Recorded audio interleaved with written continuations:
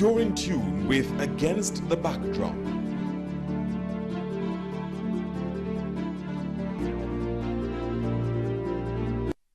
Welcome back to Against the Backdrop. I'm having a discussion with Mr. Alan Michael. He's the Standardization Officer for Technical Services with responsibility for metrology at the Antigua and Barbuda Bureau of Standards, and also Mrs. Solange Baptiste. She is the manager of Information Services at the Bureau. And so prior to the break, we were speaking on the implementation of the Metrology Act, which was put in effect April 3rd of this year, so just a little over a month ago, and also the fuel pump verification program, which should be implemented hopefully by June of this year. And so one of the important aspects that Mr. Michael would have pointed out during the break is how they'll go about verifying the scales in supermarkets, and you made a very important distinction. So you could explain exactly how you'd go about verifying scales in supermarkets. Well, it's not all scales that will be subject to the verification process.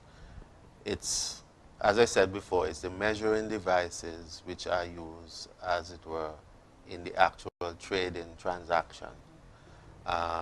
You will find that in supermarkets and possibly like hardware stores, there's some hanging scales on the floor, which you would generally use to get an idea of how much of a particular quantity of product you are collecting, because you may want a pound of nails or 2 pounds of potatoes or whatever else. And so you would use those hanging scales as a guide, right? Those scales would not be verified. Actually, if you look carefully on some of those scales, you'll see in the window that it says not legal for trade. Those scales are only there to give you an idea of the quantity that you have. It's when you get to the counter, the point of sale, where the product is weighed again. That is, at the supermarkets, you'll have the scanner scale.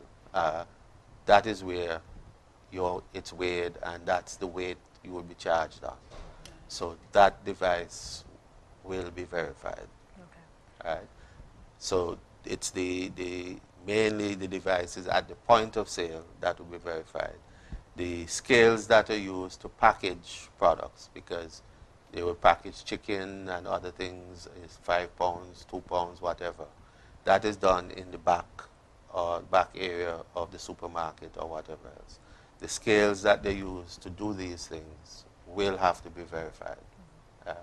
And even sometimes, like for instance, the scales in the deli, where you're purchasing your cold cuts or whatever else, those scales would be verified. But the basic scales you'll find in the food produce area, where you put on the thing in the plastic bag just to check to see how much it is, and then you go to the counter. The scales that you use, the hanging scales, would not be verified. Okay. Now, when you look at the scope of the work that this will entail, is there a plan that you would have a timetable each week to go to a certain number of supermarkets, or what's the plan there? The logistics of that is something that we will have to work out, because it would also possibly mean changes in our working hours as well. Because one of the issues is you do not want to disrupt the regular process of the person's business and so on. So depending on the industry it is, they may have a busy period, a busy time, and you try to go outside of that. For example, when we were dealing with the airport, that was a lot of problems, because we had to be checking the schedule of flights, because once the times are set, and you can't tell a client that the scale is being verified, so you have to wait. Okay. That may mean at the check-in counter. Right, at the check-in counter. When the flight is open for check-ins. Right, because that may mean the flight will leave late. Right? So we'd have to work around those things and so on. to try and find periods where there's no activity to do those things. Um, in some instances, it may require probably working after regular working hours or at night or something. But those are issues that would have to be dealt with the administrative area of the Bureau and even the supermarkets and so on. Okay. The idea will be, in the end, however, is to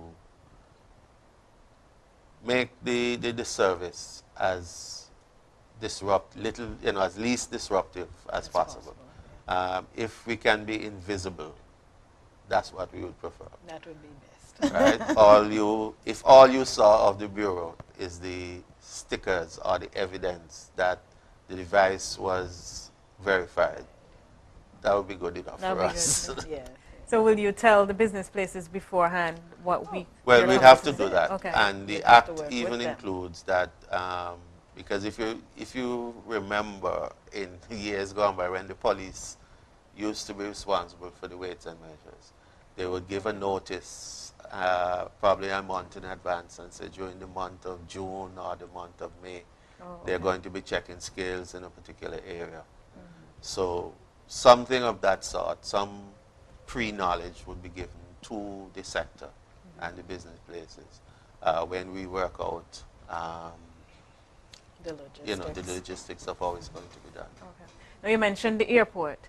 Was that when there was the transition to the new facility, or is that just general?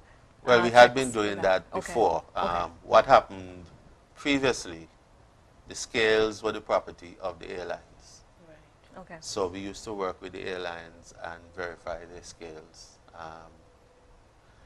Now it has changed over to the new facility. We actually did a verification exercise just before the airport was open. Right. But the scales now are the property of the airport authority. Okay. So we work with them and so on, and we verified all the scales in the airport. And since we did it last year as well, and sometime this year we'll be doing it again. Okay. And so the fuel pump verification program, once that's implemented by June, what do you foresee as your responsibility once you go out on the field? Well, once we have done that initially, by the time, when we make the announcement that it's in service, practically all of the dispensers would have been verified and so on already. So you'll be starting from a position where everything is in order.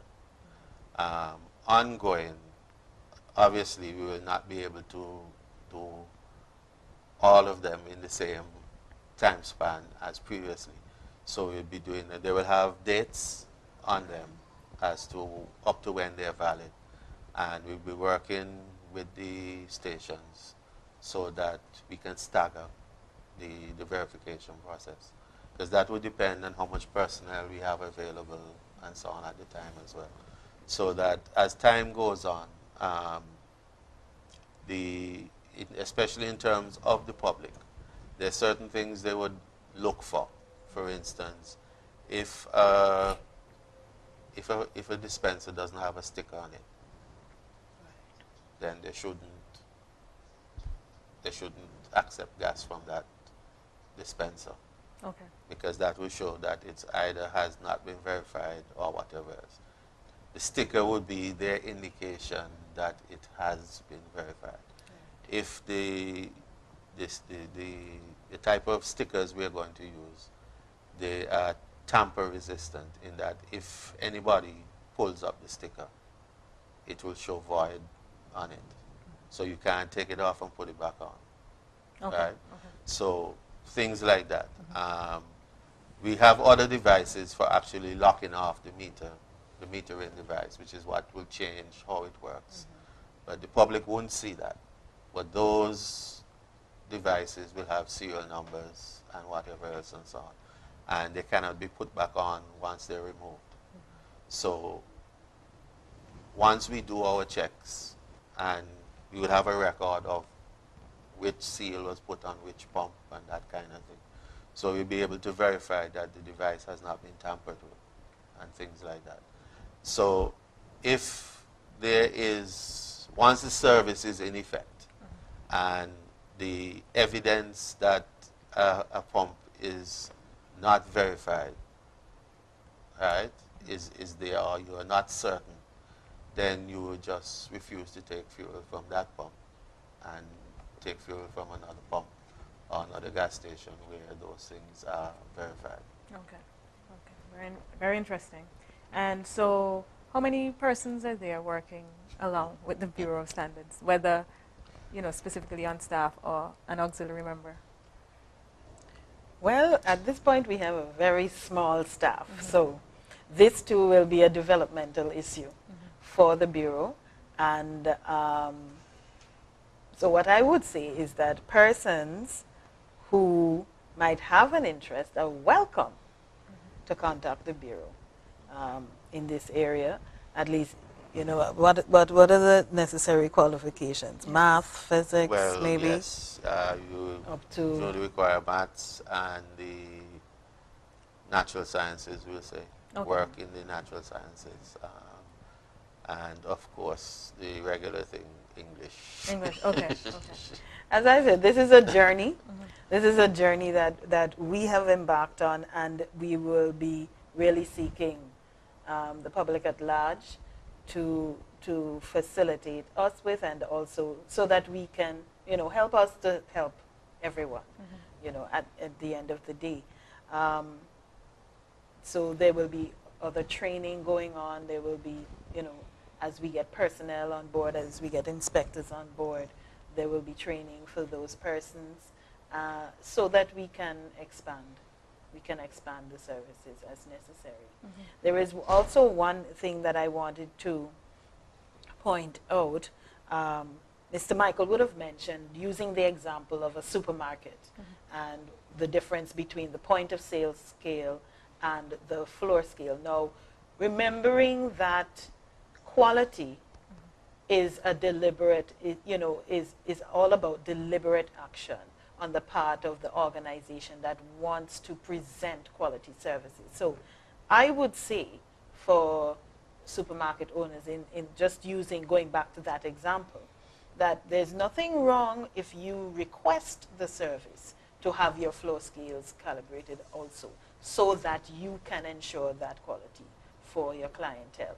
That is another area where, apart from now implementing the law itself, those services are also available just for the development of, you know, your own quality management within your various businesses. So let's not think that it is only about the Bureau of Standards contacting to say, okay, you know, you need to do this because it's the law.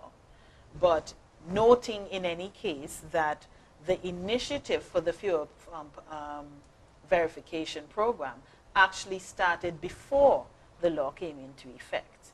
So this was the fuel industry players wanting to be able to establish quality for their clientele.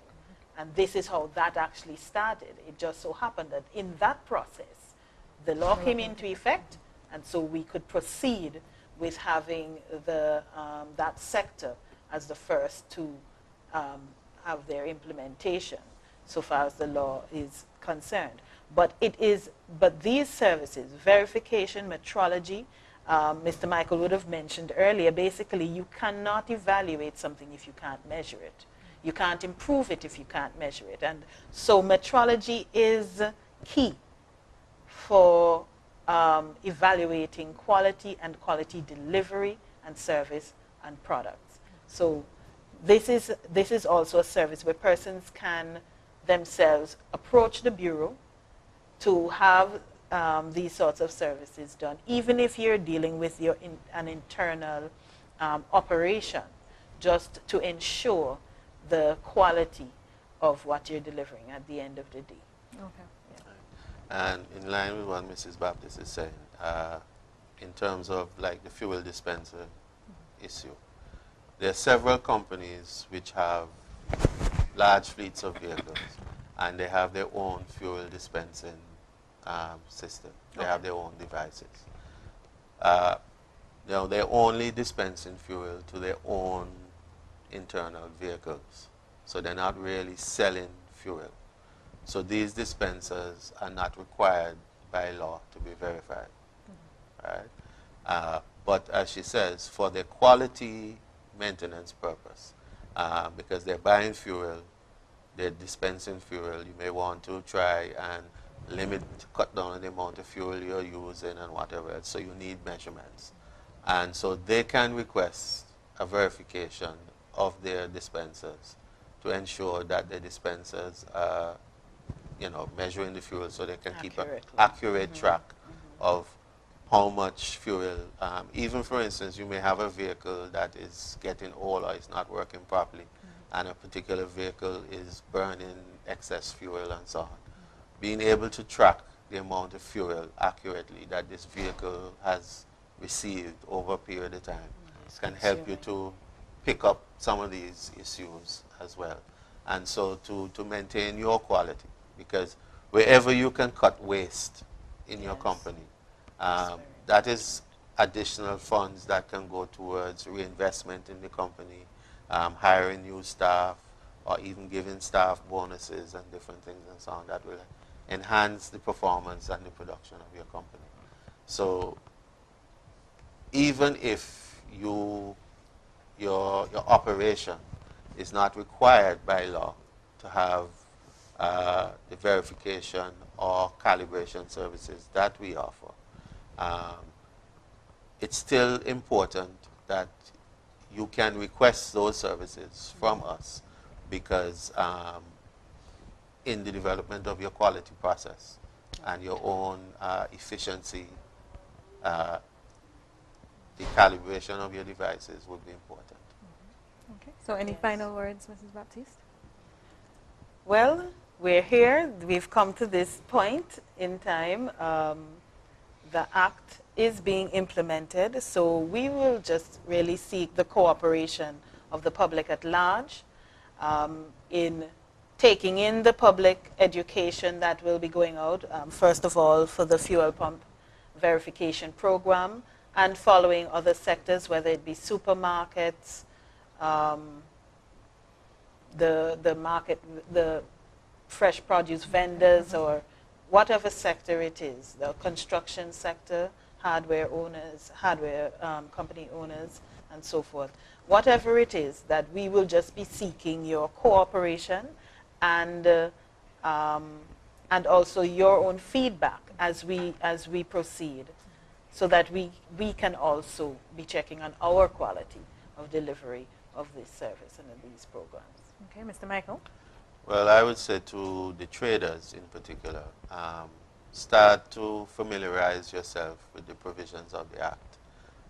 It's available online at the government website in the section with laws. So if you just search for Metrology Act, it will come up, right? And familiarize yourself, because both the traders and the customers, we have responsibilities in the system has to, for the system to work properly, both sets of persons have to be aware of what it is they're required to do. And so if the traders in particular familiarize themselves with the law, by the time we come around to addressing them, it will make the process so much easier. And if there are any shortcomings, they will be able to point it out to us. Because as well, you would need to remember that it's the law or the act is not written in stone. And there are times that usually we have a review period when you go back and review your laws and whatever else to check and ensure that it's still relevant and it takes into account new technology and whatever else. So if there's such things that they see, or they think out of place or need to change or whatever else, they can bring those things to our attention, so that we can, in the future, generate something that everybody is comfortable with. Okay. Thank you very much, Mr. Michael, the Standardization Officer Technical Services with responsibility for metrology, and Mrs. Solange Baptiste, Manager of Information Services at the Bureau of Standards. Thank you very much for joining me here this morning. And thank you for having us. Okay. Yes. Stay tuned, as always, to ABS TV Channel 10 and ABS Radio 90.5 FM.